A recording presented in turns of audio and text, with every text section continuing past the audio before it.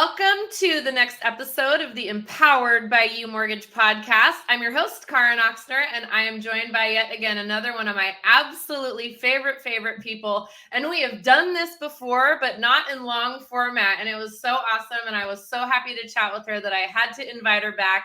Taylor Alvarado, loan officer out of our NXT branch in Texas.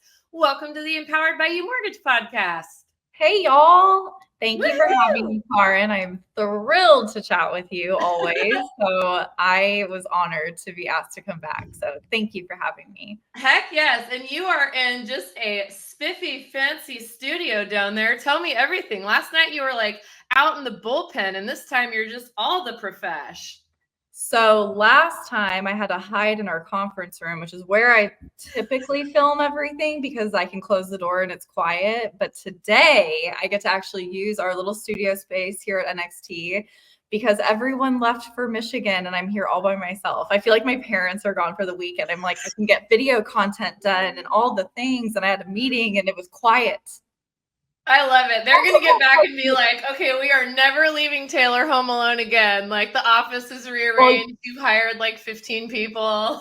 Usually I'm in Tyler's office because he's got like the cool little Texas background. But I was like, oh, I can actually, like, I don't have to close the door to keep all the noises out this time. So it's like a mixture of like the parents being out of town and also like as a mother, like when the kids are like all the kids are gone and it's like, what is quiet? What do I even do? What is quiet? What do I do with my hands? You know what I mean? And at my house with my two kids, my two Vishlas, who are, if it's ever too quiet, like, you know, something terrible is happening or something's being died, like, or something broke that they're hiding. There's just, it's always like it's the noise is a lot, but then it's like the anxiety of like the quiet is like, why? Even here, I'm like, I'm just here so often. It's like a home away from home and the quietness. I'm just like, what do I even do? So yes. I am experiencing the same FOMO. So not everyone knows, but a massive group of over 100 UMortgage loan officers went to Detroit, Michigan this week. So they're traveling today and the festivities start tomorrow. And UMortgage and UWM have partnered to do a success track all about refinancing and strategies and tactical takeaways. And we're going to have serious FOMO over the next couple of days, my friend. You should have seen me when everyone was in New Orleans for Fuse. Tyler and the team texted me, I swear to God, every hour, you should be here. And I would love to be there for this one, but my dad's memorial is this weekend. So I will be heading there instead. So they're going to have a lot. I mean, well, I'll probably have fun too, but life. Yeah.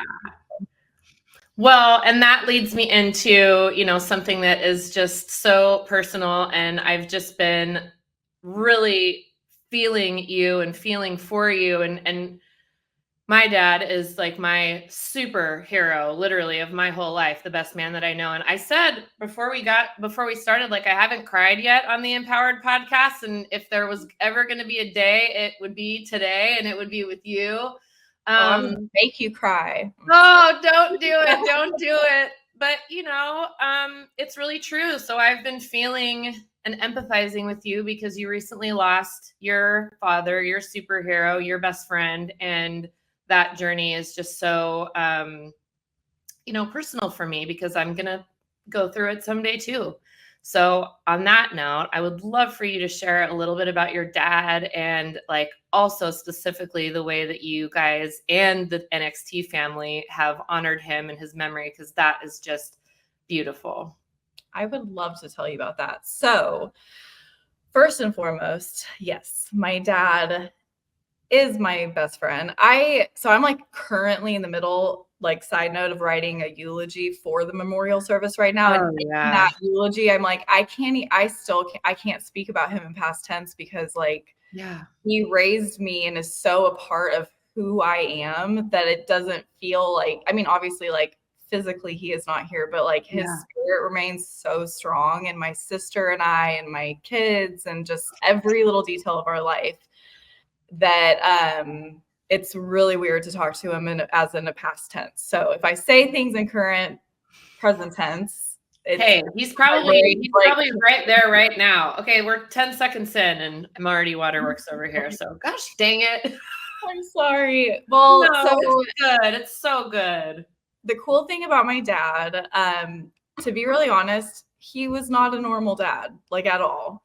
He didn't have tools. He didn't teach me like when I bought my first car, my uncle helped me. Like my dad was like he like lived this larger than life, very adventurous life with all the stories. And if you've ever seen the movie Big Fish, have you ever seen that movie? Yeah. That is my dad. Oh my gosh, where you're like hearing these stories and you're like, there is no way that's true. And I have told stories of my own life where my friends will be like, that's adorable, but that's not even a remote. Like that can't be true. And I'm like, I can attest. Like, so anyway, he was just always very adventurous and he literally, so I'll give you a small example of like. And I want a story like and what's your dad's name? His name is Robbie. Robbie. Tell us a story about Robbie, an unbelievable story that somebody is like. He like everyone calls him Marshall because that's my maiden name. That's his last name. His sisters call him brother, so I don't think I've ever heard them actually say his name. And then like my sister and I call him Poppy. That's his grandpa name and just like what we've always called him. So like we have a lot of nicknames in my family. So anyway, Robbie it is. So and I was like making his memorial service announcement. I wrote like Robert and I'm like, why does this feel weird? Yeah. So anyway, he's a man of many names and stories.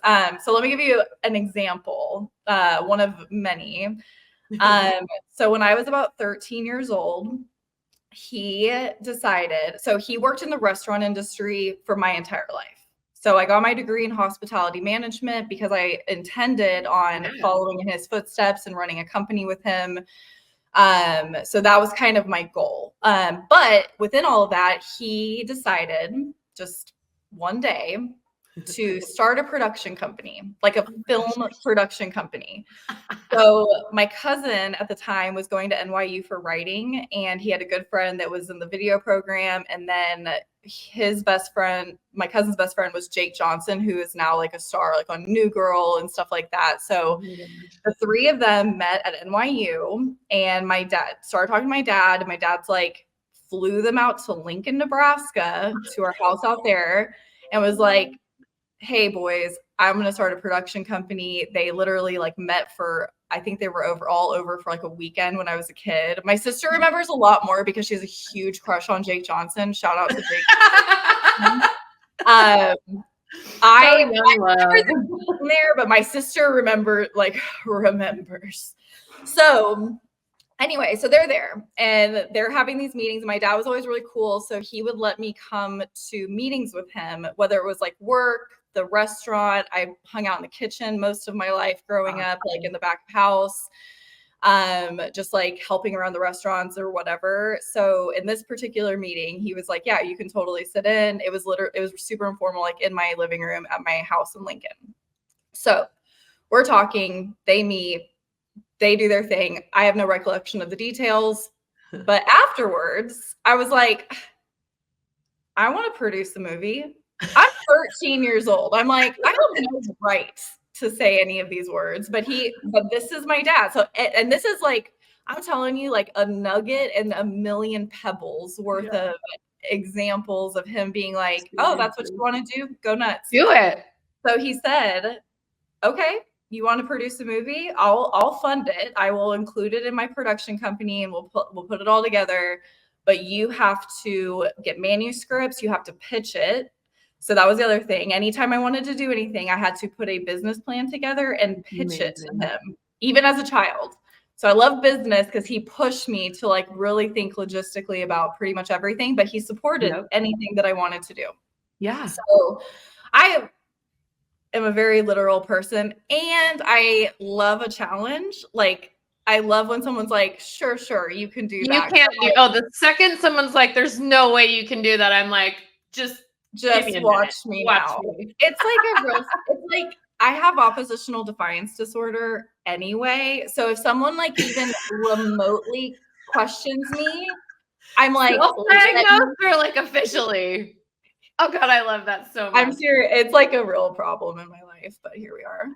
Anyway, I may suffer from the so same thing, he though, kind of so. made that comment like, sure, do what you want. And I was like, okay.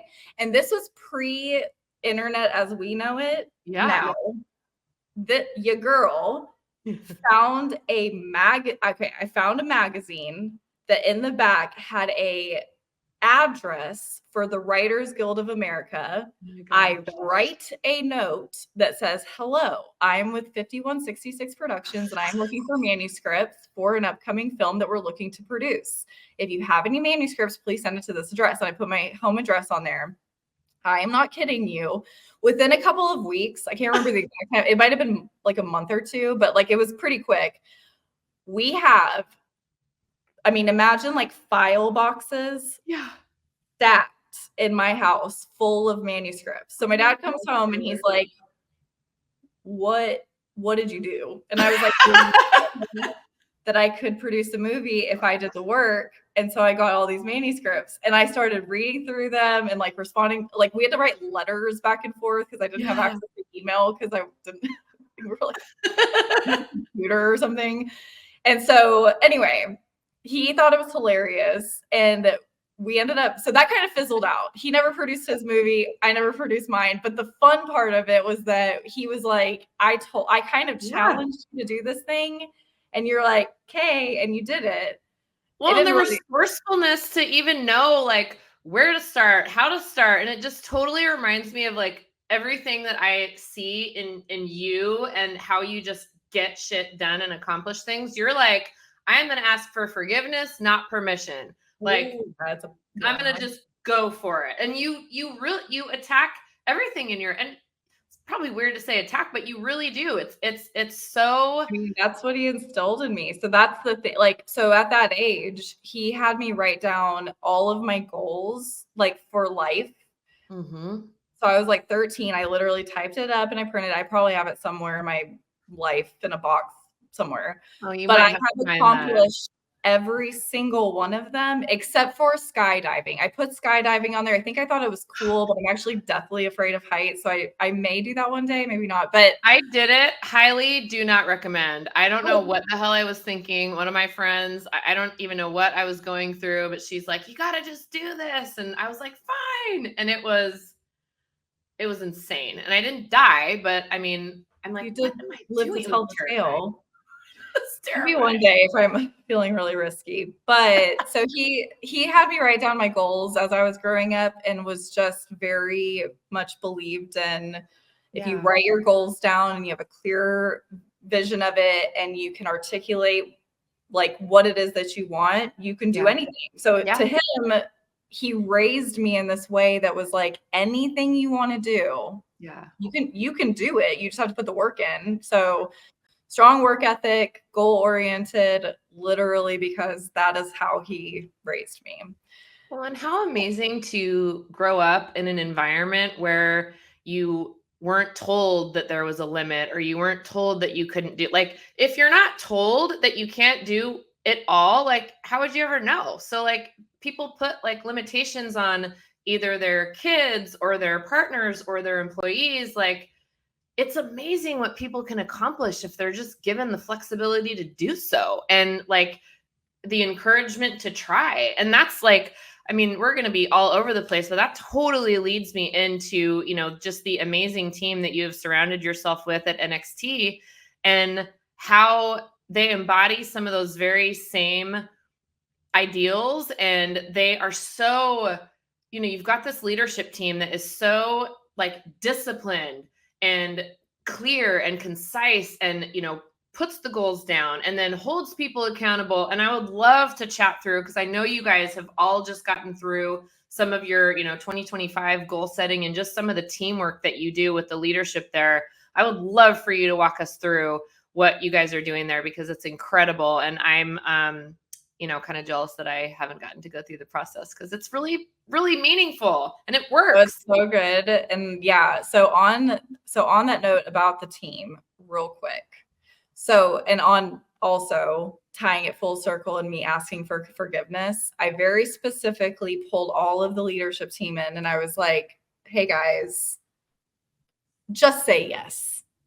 And Tyler immediately was like, no, probably not. I'm like, cool. The answer is going to be yes. So I said, listen, this was before my dad died. He had gotten a blood transfusion in the hospital. He was there in July. I ended up flying out and was with him for 2 weeks in the hospital with some complications from his blood cancer. So we were there. He got a blood transfusion. I get back to Dallas and I was like, I want to give blood because he and I, throughout most of, like, as soon as I could start giving blood, he and I have given blood, and he was really a huge proponent of that. And I was like, well, I haven't given blood. Sick. So he was a huge so he's in the hospital and he looks up and we called him a crybaby like every other minute of the day towards the end of his life, because he would just like look at something and be like, life is so beautiful, and then start crying. So he looks at this blood and he's like, somebody donated that, and he starts crying. So I get back to Dallas and I'm like, I need to donate blood as a way to pay it forward, like in his honor. So I'm looking at places and I'm like, I couldn't figure out where to go. So my brain can't just settle, like I can't leave well enough alone. So I was like, well, if I can't find a place, then I'll just create a place. And I emailed Carter's Blood Care. And then I went to the leadership team and said, hey, say yes, because I've already started the ball. I'd like to host a blood drive in honor of my dad. Yeah. I told them the whole story, like what's going on with his health, everything like that. They, of course, were 1,000% on board. And they were like, okay, like that's going to be a huge undertaking, but yeah, have at it, use the space, whatever. So as the days and weeks progressed, all of his sickness from that first hospital stay to his death, it happened super fast. Yeah. So within all of that, I'm planning the blood drive and I'm updating my dad like every day. Because honestly, what it came down to was I couldn't fix him. I had no answers. I am a solution girl. I ask a lot of questions. I want to figure out all of the pieces, and I couldn't save him. So I told him, like, in an effort to put this energy to somewhere, I'm going to the biggest blood drive ever. So we ended up having to extend the time. We had 42 donor spots that I filled with backups.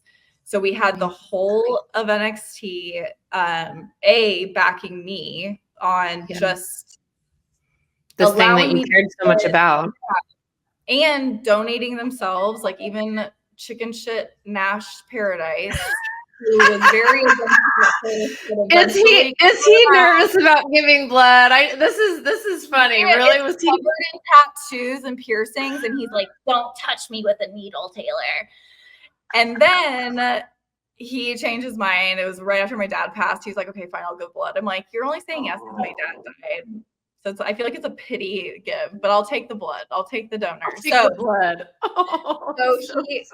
So they all rally behind me. I honestly also, so in my can't leave well enough alone brain, I create branding around it. I have a whole website. I decided to make t-shirts. And on the onset, I was just going to get it for the few people that I was like, oh, there's probably going to be like maybe 10 to 20 people. I'll make each person a little t-shirt and it'll be cute. Well, then it blew up because it wasn't just the donors. Then I had a bunch of friends that were like, hey, I can't donate, but I would love to be a part of it. Can I volunteer? Can I get a t-shirt? Because I had kind of teased it a little bit. I'm like, well, crap. This is really getting out of control as far as the expenses. So then I reached out to my business owner friends here in my community. And I was like, hey, I'm hosting this blood drive. Cost has kind of gotten out of control just a little bit. Can you help me sponsor? So I was able to raise enough money to cover the expenses of those t-shirts and some of like the material, like I made little trifolds, everything. So I was able to raise enough money to cover the cost of that to make it a really fun and memorable experience for the donors and volunteers and make it truly like a huge impact on the community. How many people did you save by, I mean, I don't know if you can quantify it in that way, but like, what do they say? How many lives do you guys think that you saved that day? So we got, of the 42 that I had booked, I'm sorry, Carter's Blood Care, if anybody's watching from this, they did not prepare very well. They told me, I am very literal. You tell me you have 42 spots. And they didn't know Taylor Alvarado was coming to town. And I did. So we get about halfway through and the team on the bus was like, we've run out of supplies. So we ended up only being able to see we got 33 donors within that round. So I actually had to end up like turning people away who came out to give, which was kind of a bummer, but it was my friends and family and everyone was super understanding. So with every pint of blood that's donated, potential of 3 lives are saved. So total, we are at 99 lives that we have impacted. So that's for our first blood drive. Pretty awesome. That is so incredible. And I so relate to putting that energy somewhere. It's such a healthy, like any really challenging time that I've ever gone through in my life, that's how I've handled it. You know, you take that energy and you do something constructive and positive and helpful that you are going to look back on that. And as horribly painful as that is and will continue to be, I mean, grief is just, it's a big challenge, and it's sneaky and tricky, but you will always look back on that and feel empowered and feel like that sense of strength and center and balance. And I'm really impressed. And I'm so glad you were able to do that. And I'm so glad that the team supported you and the community supported you. And you're just going to have to do another one, and they're going to freaking be ready for you next time. They better be. No, I definitely want to do them frequently. The goal was once a quarter, but it was a pretty big feat to pull off. So we're going to do it again, but maybe closer to the new year. So anyway, so on that with the team and just maybe I'll fly down and do the blood drive with you. You should actually. So right before the blood drive, I had 3 spots open, and I heard through the grapevine that Anthony Costa was going to be flying in town. So I texted him and I go, "Hey, I see I'm hosting a blood drive while you'll be here. So you'll be giving blood." Again, I don't ask questions. I just assume and hope for the best. And he was like, "Oh yeah, for sure. Count me in." Done. You're like, you're going first. Remember when you just randomly called him? Yes. Oh, I remind everyone of that. I'm like, why are y'all so scared of Anthony? He's just Anthony. They're like, he's the CEO of our company, Taylor. No. Yes. Mad respect, AC. I just love you, like, AC. Love that is so cool. He was in the bus with all of us in the crew, so that was really fun. Pat and Gade, also Pat and Cherry flew in as well because they were teaching a class at the office that day. So Patton also gave. So that was really cool. I kind of voluntold a few people. I mean, I voluntold as well to be like, you are doing this, but they were very gracious and very much part of it. So that is so cool. Voluntold. I am going to use that. I don't think I've ever heard that, but that is amazing. I love it. I just picked up the Taylor tip. There was a lot of great things that happened that, like, in the wake of grief and losing my dad, it's been really cool to see all of the like shining, like silver lining moments of just like how everyone has loved on me and rallied and just, I mean, literally I invited the guy at 7-Eleven to my blood drive. And like 3 days ago, I went in to go get like my morning Celsius and I said hi to my friend at my 7-Eleven man. And he was like, "I'm sorry I didn't get a chance to give blood. All your spots were filled when I went to go like sign up, but I still have your invite." And he had like taped it on the 7-Eleven wall behind him. So I was like, it's just moments like that I think are so cool. But one of the coolest moments, and you will appreciate this, I got Anthony Costa in a pink t-shirt. Oh, I love it. I posted it. I was like, so many amazing moments from today, but the fact that I got Anthony Costa out of a suit jacket and into a t-shirt for a photo. I love it. A little bit. I was like, you promised. And he had to dig it out of his suitcase and put it on. Oh my God. I love, the first, when Anthony came to our, when we opened the PNW office, a few years ago, literally, and I didn't know him obviously as well as I do now, but I got him to go out on the boat with me. We got him to do goat yoga. Like everybody was like, "What? You got Anthony Costa to do goat yoga?" There were farm animals climbing all over them. And I have physical evidence to prove this. And I do need to bring these pictures out one of these days because it's been a minute. But now I realize I had no idea what a big deal that was. But now I know. I got him on a boat and to do goat yoga at a farm. I am very impressed. Y'all, just for anybody watching who doesn't know, Anthony Costa is like the master of being everywhere all the time, all at once, always professional, always put together, and a master Irish goodbyer. That fool is totally out. You never know where he is. Where did he go? Oh, he left. So the fact that you can like, I got him and in a t-shirt and a picture. You literally got his blood, Taylor. Huh? You literally got his blood. I did. I took his blood. So to answer your original question on my team and kind of like so that is the heart behind NXT. Oh my gosh, totally. I don't know if there's anything else that articulates our culture and relationships and culture here more than the way that they rally behind me with that. So that was really cool. And then I just had my end of year review. I am the world's biggest brat, asked Tyler Hodgson and Josh Reed. They were like, yeah, we have you scheduled in November. And I was like, absolutely not. Bump somebody from the schedule. I want to be first. I can't, my anxiety cannot. You cannot wait. You cannot sit there with this meeting on your calendar for 2 months and not, dude, I'm the same way. I'm like, no, I'm like, can you just rip the Band-Aid off and tell me I suck? Like, just come on, guys. And they're like, oh yeah, we're totally firing you. I'm like, I think my exact words were, I've tried quitting and y'all wouldn't let me, so you're stuck for life. So we had a really great talk. So we went over 2023 numbers, 2024. Obviously, we know 2023 was hard. 2024 was much better. And then set our 2025 goals for myself and my personal production. So what I loved about that was just like they are very good at looking at the data. Tyler's of the year is data. He's a numbers guy. We love quantitative movements. Josh is great with like the engagement and the team things and pulling everyone together. Nash yells at me all the time, and Joe is Papa Joe. He's just encouraging. He's a wealth of knowledge.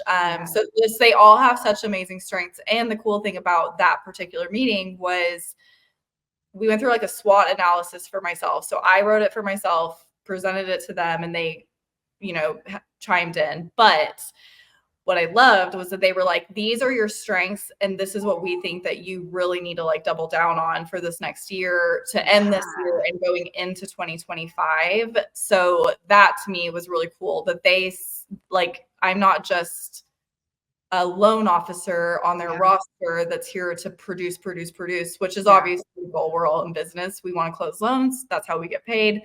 But they encourage everyone, but I'll speak for myself. But they encourage me so much to do the things that I'm strong at and call me out or call me up. I don't think calling out is the right word, but they really do a good job of calling people up in their strengths. Well, and it takes a lot of planning and thoughtfulness and, research to personalize something like that for every single person in the organization. And it's such a value that, they have and that we have, and that's so important and so unique. And I think that's what's just so different and special. And I love the focusing on the strengths piece. So often people are like, oh, you're really good at this, but you really suck at this. So it's like, no, I am blessed with like a few really amazing, incredible things. And I need to lean into those and then have like the trust and support of the people that I surround myself with to like fill in some of those places where I might need a little bit more support. And that's what is so amazing. And so to take that like personalized approach with every single person, and then all this time just investing like right into you and your growth is just, it's super cool. And it does not happen very regularly. And I love that they do that. And you nailed it. Like, that's what's so great about the leaders in your, in your area. It's like they all bring such a unique and different strength to the team. And you totally nailed it. And I think that's what's so great, because they're all very different and they're just special and the best at the hat that they wear, and they support each other really, really well. Yeah. And that's really cool. Great balance of a leadership team for sure. I couldn't be happier for the guys I get to be led by. And then we get to divide and conquer about it. Yeah. I love it. No, I think it's amazing. And I love watching your growth, and I love watching just everything that you're accomplishing and everything that you're doing, because you just work so hard and you care so much, and it's evident. And it's like, you have had a really, really great year in terms of like, a lot has obviously happened. It's been a challenging year, but you could have gone one of two ways, and the path that you're on is really, really solid and really, really strong. And I'm really happy to be a part of it. And before we like say goodbye, what is the goal for 2025? What's the word for 2025? Like, what are you going to focus on coming out of, a really transitional year for you, and, hitting the ground running next year? Well, I've doubled my goal from what I've done this year. I think that just getting more honed in on doing the very minimal things well. So I'm going to give a shout out to Sam, my coach for the last, 100 years, it feels like. I think we've been together for almost 2 years.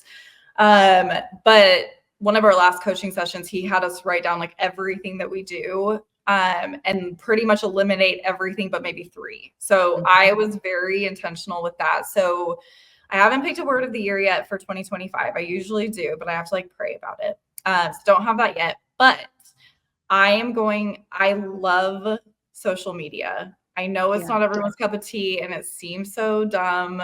Like when you say it out loud and you're talking about it, it seems so ridiculous, but I'm like, I love it. I have fun with it. That's how I connect with people. I can educate. I can show like who I am as a person. And it's kind of like a digital scrapbook for me. So I can look up for my kids, my family keeps up with me. So for me, it's just a great resource that I love using. So I definitely want to get back into like regular posting on social media. So I've kind of fallen off of that just with everything going on with my dad. So it's a big focus. I want to teach more classes. So I've been teaching social media classes to like my networking groups here.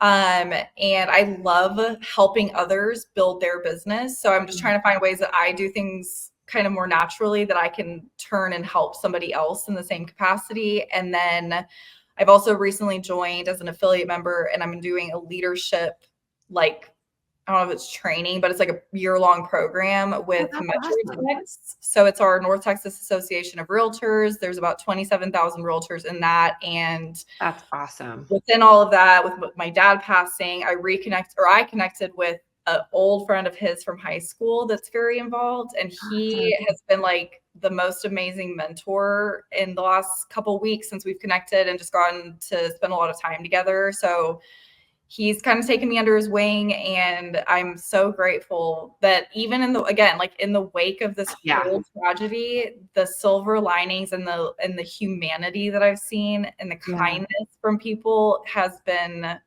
incredible. So that's my plan for next year. Those are my top 3 things is social media, classes, and just connecting and taking more of a role within like our realtor community here in North Texas. That's amazing. Well, and that's just such a great final message. Everyone is going through things, life just comes at people. And if you can go through it and get the silver lining and find the positives and you've been really vulnerable throughout that whole, throughout this whole year. And I think that you've seen so much, beauty and kindness and love and support come back your way. And you had to go first, you had to open up to like receive these blessings even through these like really, really hard times. So I just think that's really awesome. And I love watching you win, and I'm super excited for this next year for you. And I'm really glad that you joined us today. It was really fun to catch up with you, my dear.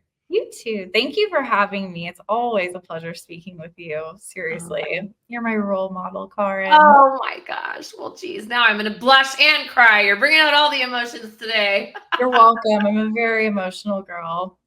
I love it. Well, you're doing great things. For real. I appreciate you. No problem, my dear. Have an awesome day. We'll talk soon. Sounds good. Thanks, Taylor.